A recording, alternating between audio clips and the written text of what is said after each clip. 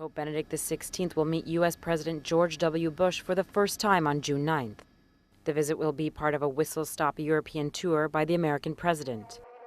Top of the agenda for the two leaders will be the situation in the Middle East. For years, these images were all too familiar to the citizens of Ireland and Northern Ireland. But now, two former archenemies, the Reverend Ian Paisley and Martin McGuinness, have put the troubles behind them and are together leading a new government in Northern Ireland. And one person who's rejoicing at the news is Ireland's President, Mary McAleese. It's a wonderful thing to have lived long enough to see the Irish and the British enjoy their best relationship in 900 years, to see the island of Ireland enjoy peace, partnership and prosperity that it has never shared before. 5 years after Israel built a wall on its border with Jerusalem, the historically Christian city of Bethlehem is still suffering the consequences. Jobs are scarce and locals are fleeing, especially Christians, and the future looks grim.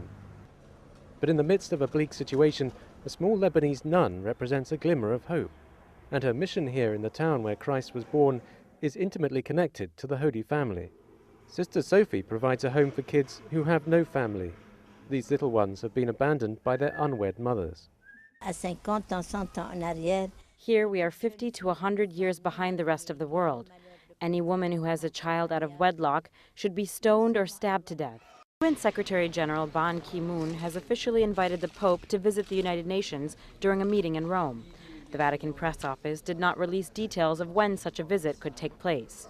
Benedict XVI and Ban Ki-moon discussed restoring trust in relations and strengthening dialogue between cultures. The Catholic Church's contribution to the UN in resolving conflicts was also mentioned.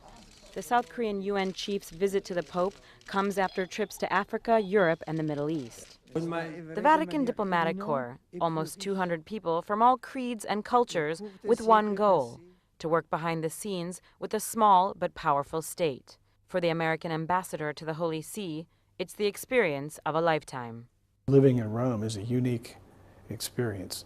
Cardinal Joseph Zen of Hong Kong is known to be an outspoken advocate for democracy and religious freedom.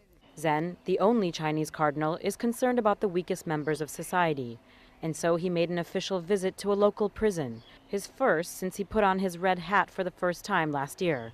Global warming and chronic wastage will take its toll on the world's water supply, according to the United Nations. And it says the problem will extend beyond North Africa, the Middle East, and Western Asia. Marking the 22nd World Day for Water, the UN Food and Agricultural Organization hosted an international conference in Rome to fight the battle against drought. Severe shortage of water has been called the major challenge of the 21st century, affecting 43 countries.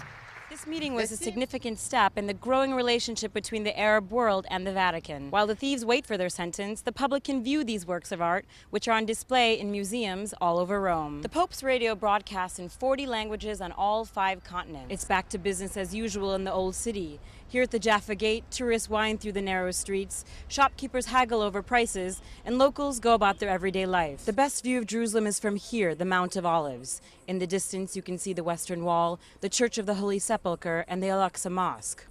Reporting from Jerusalem, I'm Susanna Pinto.